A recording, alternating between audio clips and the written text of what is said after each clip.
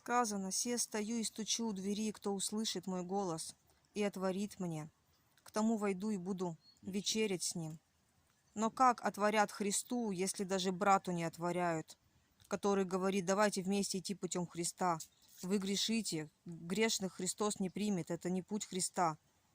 Невеста Христа незапятнанная, без пятна и порока, чистая. Нет, плотно держат дверь, не откроем. Братья уже с ноги стучат на полном основании, потому что ты наш брат, мы видим, что ты уже скатился с этой ледяной горки, уже подскользнулся, уже летишь вниз, и ты видишь, что ты летишь вниз, а за тобой целый вагон еще, 9000 человек или еще больше. И неужели тот, кто видит, что ты на погибель тащишь столько наших друзей, те, кого мы называли братьями, и мы будем молчать? Но если ты нам не открываешь, неужели ты думаешь, ты Христу откроешь? С какой вестью Христос придет? Чем она отличается от той вести, с которой пришли мы к вам, братья наши, так называемые уже? Чем отличается весть Христа?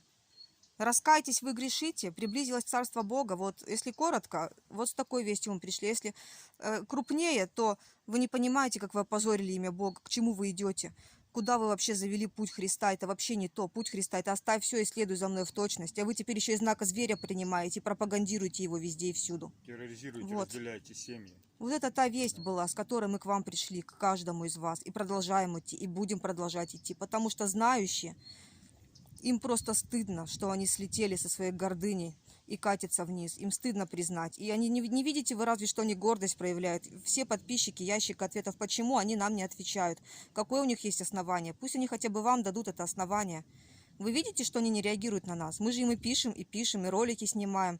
Почему вам они отвечают на всякие ненужные вопросы. А на важные вопросы, которые вот сейчас потребно стоят у них, и это все видят явно, они их игнорируют. Или это такие маловажные вопросы, это что-то малозначимое, что не стоит разобрать. Старейшины все, местные все, да, районы вообще не отреагировал тоже. Какое основание у тебя, Мстислав, не реагировать на нас? Почему ты даже не ответил ни да, ни нет? Так поступают, это то, чему вы учите, так относиться к людям? Игнорировать тех, кого вы друзьями зовете и с кем за одним столом ели? Ладно бы мы вас звали по какому-то своему пути, какие-то свои правила придумывали, книжки бы свои вам давали или еще что-то. Кроме слов Христа мы вам ничего не говорим. Не надо нас слушать. Просто верните все, как было, исправьте свои дела и следуйте дальше своим путем. За Христом. За Христом, конечно. Или открыто скажите, что вы волки и фашисты, и все будет ясно. И не будет никаких к вам вопросов. Мы от вас отстанем. Вопросы отвалятся. Вы просто сами себя определите перед Богом, кто вы есть. Не будете глаза замазывать и в уши нам заливать вот эту чепуху свою, помои свои. Хотя нет, не отстанем. Пока не вернете все на место, Бог согнет ваши спины и шеи, и вы повезете нас в горы, где Бог нас укроет. Вот так. А вы можете чисто транспортным средством послужить. ОСБ, ослики сторожевой башни, служащие за морковку. А отработайте свое, Бог в силах это сделать, поверьте. А потом вы вернетесь сюда догнивать от струпьев и язв, которые вас покроют, как наказание от Бога. Это написано в Писаниях, не удивляйтесь. Ничего здесь нового не сказано. Наши слова, они пусты, но сила Бога является. Она покажет скоро вам, кто есть кто. Так что судить по словам не надо. Давайте судить будем по результатам. А результат будет виден. Но вот пока наше сердце бьется, длится наш путь. Поэтому Иисус сказал: смотрите по плодам, и предусмотрительный видит бедствие и укрывается. Кто не смотрит по плодам, тот пожинает результаты. А когда пожинаются результаты, спасения может уже не быть.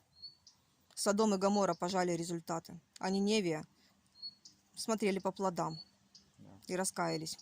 А потом, как дальше сказано, побегут и скажут горам: укройте нас, упадите на нас. Вот это в вашем случае будет. Вот чтобы этого не было, наверное, стоило бы подумать хорошенько о том, что вы проповедуете сами эти слова. Мы вам говорим ваши слова, понимаете? И не просто ваши, которые вы цитируете из Писания. Вот все, что вы слышите, это абсолютно оттуда.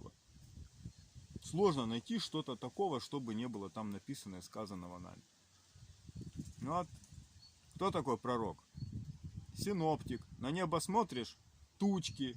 Писание смотришь — тучки. Угу. Ну вот. Что-то надо делать.